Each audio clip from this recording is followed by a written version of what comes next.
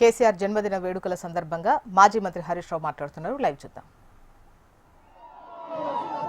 గౌరవనీయులు మన party working president ఆత్మీయులు కేటీఆర్ గారికి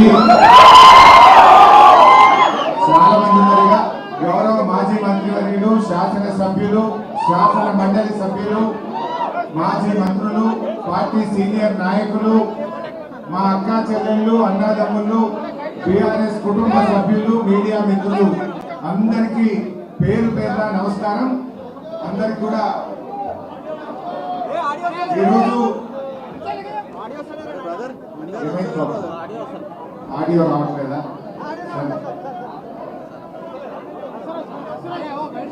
ఈరోజు ఒక నాయకుడి పుట్టినరోజే కాదు, ఇది ఉద్యమం పుట్టినరోజు, ఉద్యమ నాయకుడు పుట్టినరోజు.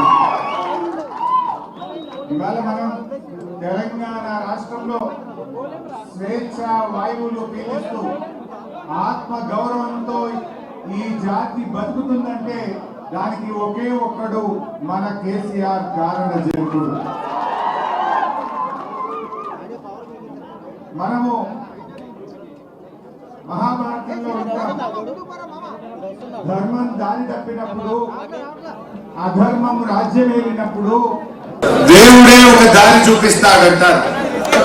సరిగ్గా అప్పుడే వచ్చాడు మన కేసీఆర్. తెలంగాణ అంటూ బయలుదేరిండు మన కేసీఆర్.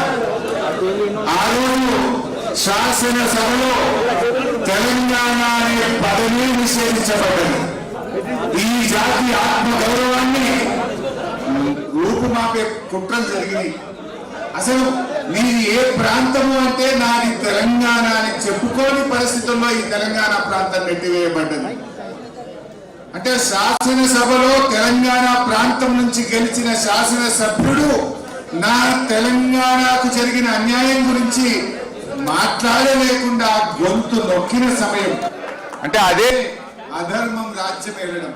ధర్మం దారి తప్పి 6 సూత్రాలు కావచ్చు, ప్రెసిడెన్షియల్ ఆర్డర్ కావచ్చు, పెద్ద మనుషుల ఒప్పందం కావచ్చు, అన్నీ తుంగలో తొక్కి తెలంగాణకు నీళ్లలో, నిధులలో, నియామకాల్లో, చివరికి తెలంగాణ యాసకు, భాషకు, తెలంగాణ జాతి గౌరవాన్ని దెబ్బతిని బాధలో ఉన్న సమయంలో నేనున్నాను అంటూ బయలుదేరిన నాయకుడు కేసీఆర్. ఆ కేసీఆర్ గారే లేకపోతే ఇవాళ తెలంగాణ వచ్చి ఉండేదా? ఎంతో మంది తెలంగాణ ఉద్యమాన్ని ప్రారంభించినా గమ్యాన్ని చేరుకోలేకపోయారు. కానీ కేసీఆర్ చచ్చుడో తెలంగాణ వచ్చుడో అని ఎత్తిన జెండా దించకుండా త్యాగాల పునాదుల మీద ప్రాణాన్ని సైతం వదులుకోవడానికి సిద్ధపడి తెలంగాణ సాధించిన కేసీఆర్ జన్మదినం ఈరోజు. ఇది తెలంగాణ ప్రజలందరూ, ఈ రాష్ట్రం అందరూ కూడా కేసీఆర్ గారు అంటే ఎంతో అభిమానం. నిజంగా చరిత్రలో చాలా మంది ఉంటారు, కానీ చరిత్ర లిఖించదగిన విధంగా అంటే ఒక ఉద్యమాన్ని ప్రారంభించి ఒక కల కని ఇవాళ రాష్ట్రాన్ని సాధించి ఇవాళ హిస్టరీలో నిలిచిన నాయకుడు, చరిత్ర పుటల్లో శాశ్వతంగా నిలిచే నాయకుడు కేసీఆర్. మరి నిజంగా చెప్పాలంటే కేసీఆర్ గారు ఈ రాష్ట్రాన్ని సాధించిందంటే త్యాగాల పునాదుల మీద సాధించారు. కేసీఆర్ గారు చేసిన త్యాగాలు అన్నీ కావు. ఈనాడు నిన్న కౌన్సిలర్ ఎన్నికలు జరిగినాయి.